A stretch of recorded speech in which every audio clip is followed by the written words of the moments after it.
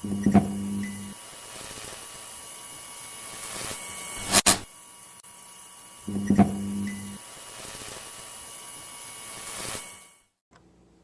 it going, everybody? We've got Easter coming up in a couple days, and thought we'd tie an Easter fly because tying flies doesn't always have to be serious and follow a bunch of rules. You're allowed to have fun at the vise, and we want to take advantage of that. So let's tie an Easter egg.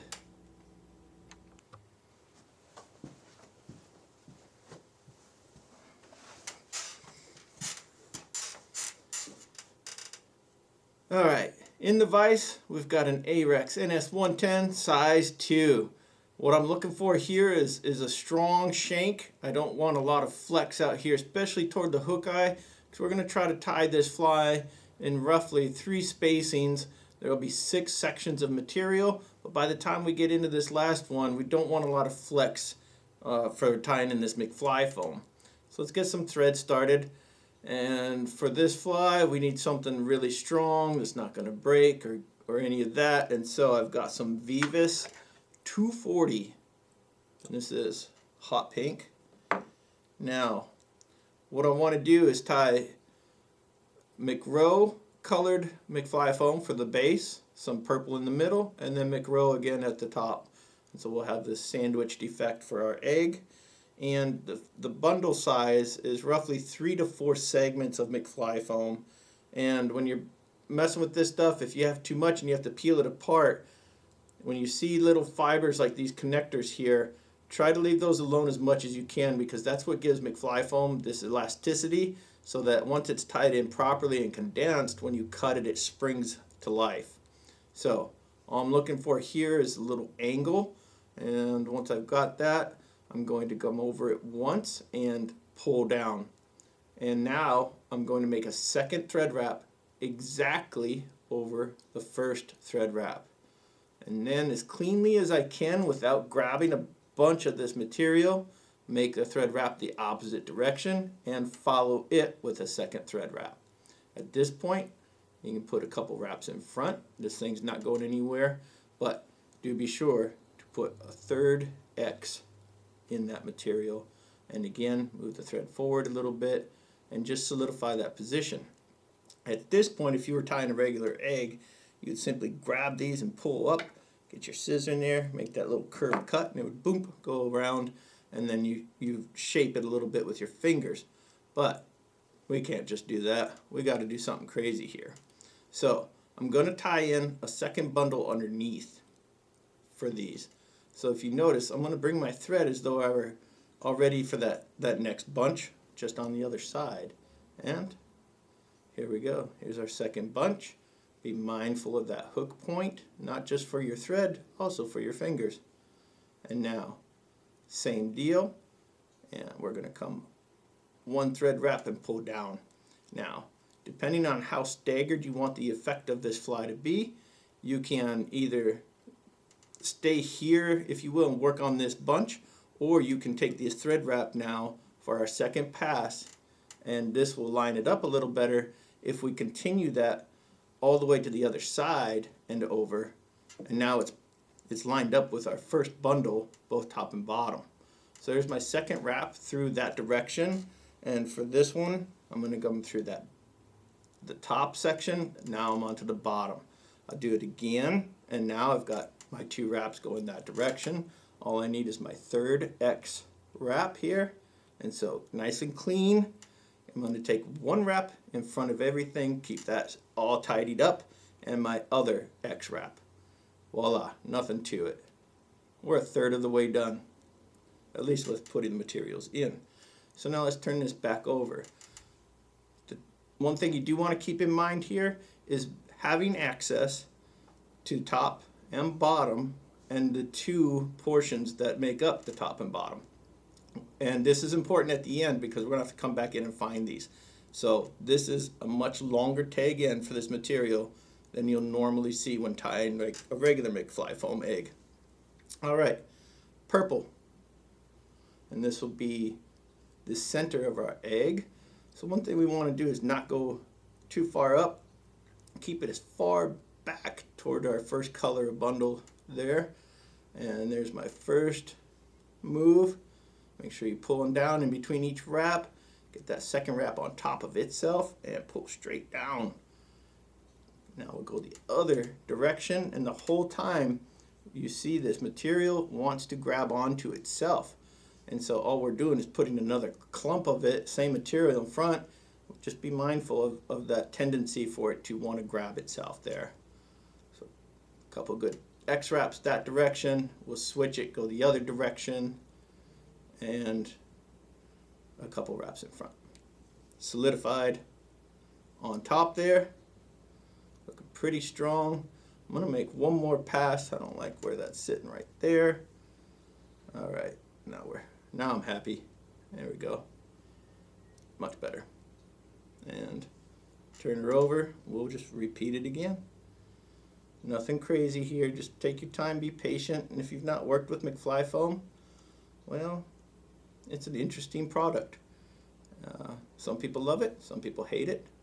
I happen to be one of those that loves it. So again, I'm going through the section that we tied in on the top just to make sure I have alignment that goes straight across when we do this, the finishing portion of this.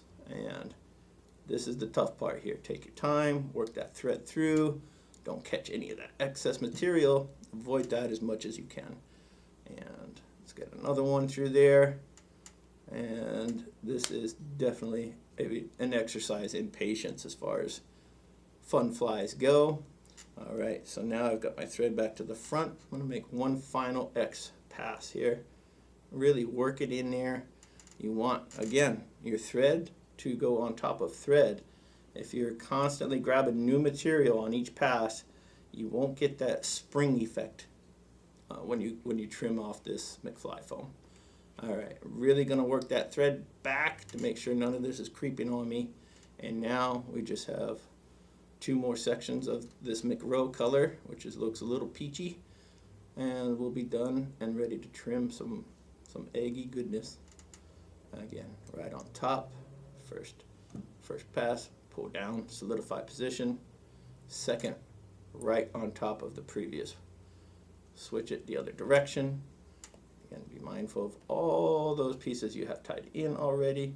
Take your time, shorten up that thread if you have to, and really work it in to that X position. There we go.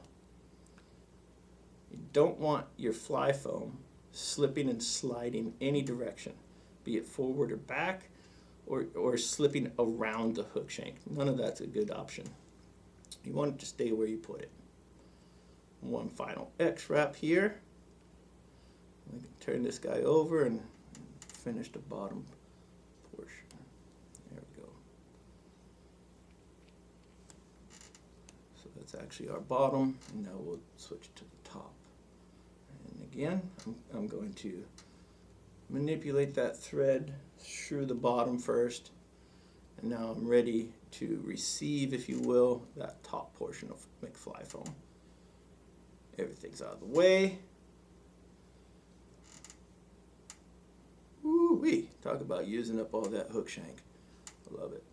All right, now the trickiest part here is working that through. There we go.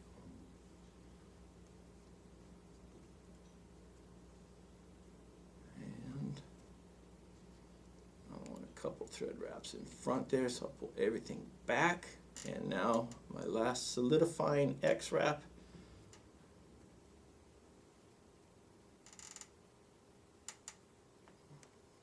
And one more, and we are ready for a whip finish on this guy.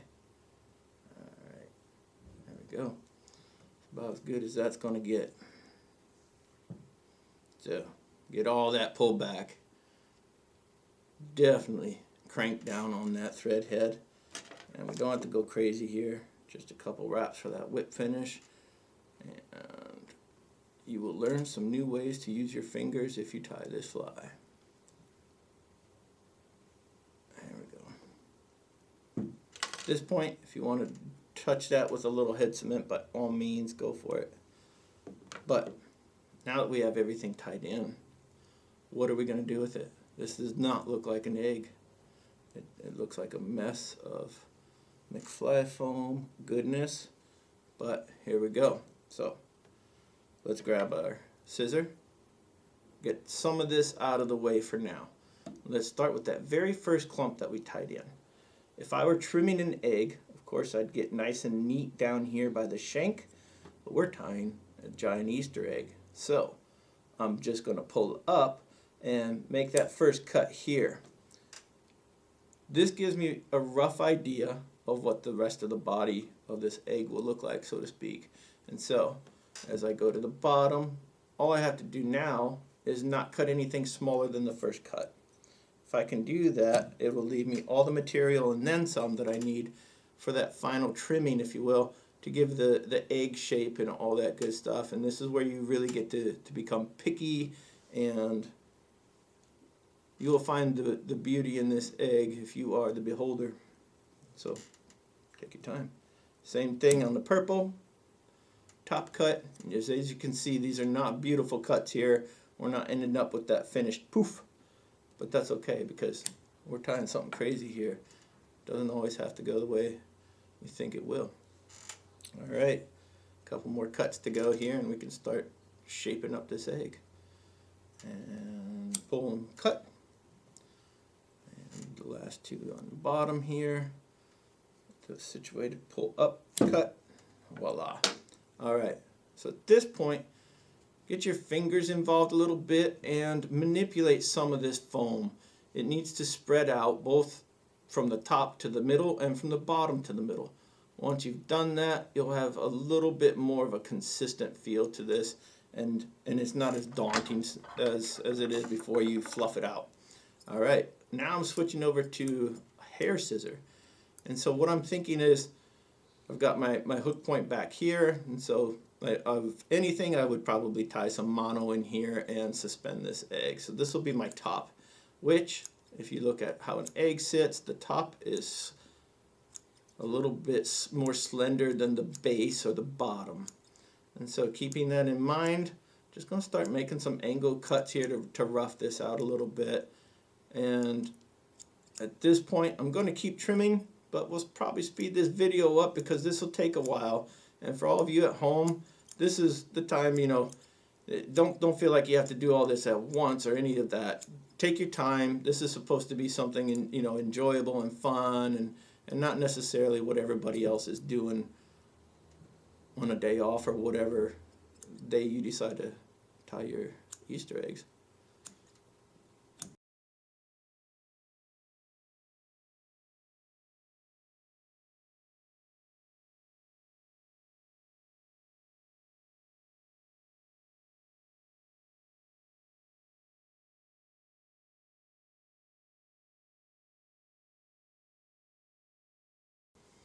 Alright, let me pop this back into the vise. As you can see, we are now at like a little barrel roll looking thing, and I'm going to continue working on this, trim it up until I'm happy with it.